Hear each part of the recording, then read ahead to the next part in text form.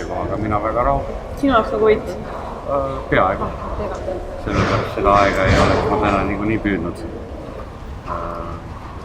Võita see küll, jah, see riskipiir niisugust 8-aastase robusega kindlasti ei võta. Aga ma olin endagi jaoks piisavalt kiirem täna ja paar pööret tuli välja, kõik okei. Kas see oli sinu jaoks üllatav tulemus? Natuke ikka, ma oleks talle täna isegi paar viga andeks andnud, rada raske ja hobuste kogemust vähe. Mul ka käsi väriseb nagu alati ja ilusti kandis välja, see on suur boonus mõlemad raudid. Mina ei usu, et su käsi väriseb. No ikka, ei näe lihtsalt seda. Sa tulid küll sellise näoga sealt areenilt ära, nagu sa ise ka ei uskunud, et see tulemus tuli. Nagu, oli üllatus. No ikka natuke noore hobusega niimoodi rohkem ära. Aga mida sa lootsid teistelt meie rahvuslikult täna? No mina panen alati kõik Rein Pilli peale. Tema alati üllatab, aga on ka samas kõige kindlam olnud meist momendil, kuna Urmasel oma põhiraksut enam ei ole. Ja siis on kõik alati Reinu peale, see on hea lihtne. Kuidas sul oli see võistlemise tunne? Sa oled ju olnud tegelikult varasemalt ja võitnud ka siin Saku Suurhallis ja nüüd jälle sellise publiku ees. Oli hea. Täna ma otsin ennast ikka tagasi. Esimene kord ma vehkisin siin niimoodi, et ma arvan, rahval oli ka tunne, et tõesti ma sain meistriks. Ja täna võtsid rahulikumalt?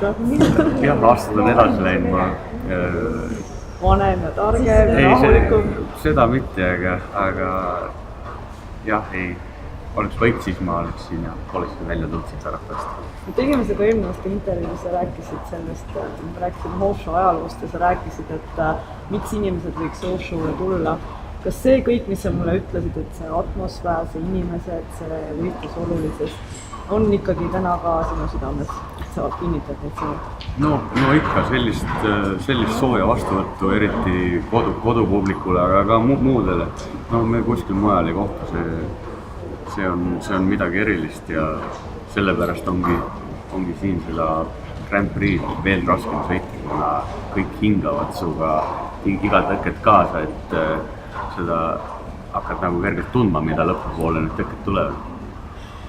Nüüd teine koht täna ja kas muutusid veel näljasemaks võidu järgi? No näljane ma olen alati olnud, aga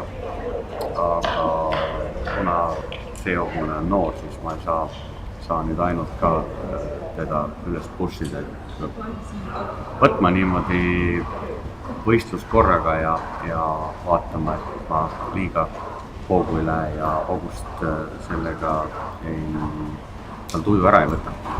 Kas see on tõsi, et sa tegelikult oled selle Horshow eduka meestane? See tuli ainult üks latt maha, kas ma olen õige info? Kui on niisugune info, siis on õige. Et muidu ei olnud puhtad sõidud? Jah, see oli niisugune õnnelik võistlus. Siis on hästi, aga me soovime sulle edu ja loodame, et järgmine jälle tuleb see esimene ära. Suur aitäh, proovime.